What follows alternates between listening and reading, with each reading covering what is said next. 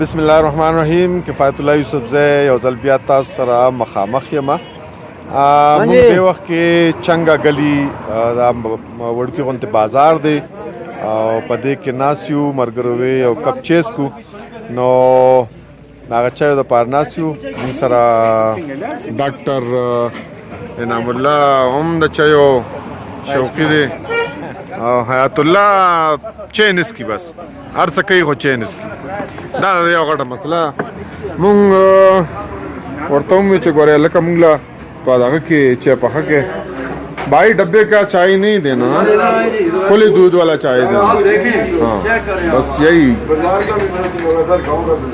ٹھیک ہے نو دا د چنګا گلی بازار ډېر خلک صرف د موسم د انجای کول لپاره دې طرفونو تر روان دي. مونږ د مبرینا گلیاتو طرف ته د تلو کوشش کوو. اول ته کې چې دی نو کیدای شي شپه هلته تېره کړو. تاسو وخت په وخت باندې خبرو. اوس چې مونږ راتلو نو د چنګا گلی د بازار نه مخکې بیزوګانو سره هم زمونږ ملاقات شو. وی د روډ په غاړه په هغه ډبو باندې یا په هغه کم سیفټي دغه چې هغوی جوړ کړي د روډ په غاړه باندې جوړ شوي دي په هغې باندې ناست وو او خلکو ورله مختلف د خوراکونو څیزونه ورکول. نو دغه هم یو انجایمنټ و. مختلف ځایونو کې خلک ودرېږي او دغه کوي. جی دا یو مرګری دی پکې نعت وایي.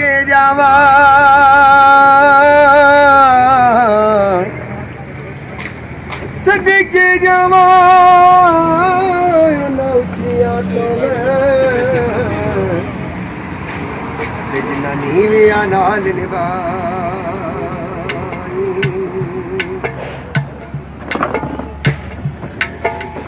دے میں نیواں میرا مرشد اچا اچیاں دے سنگ لائی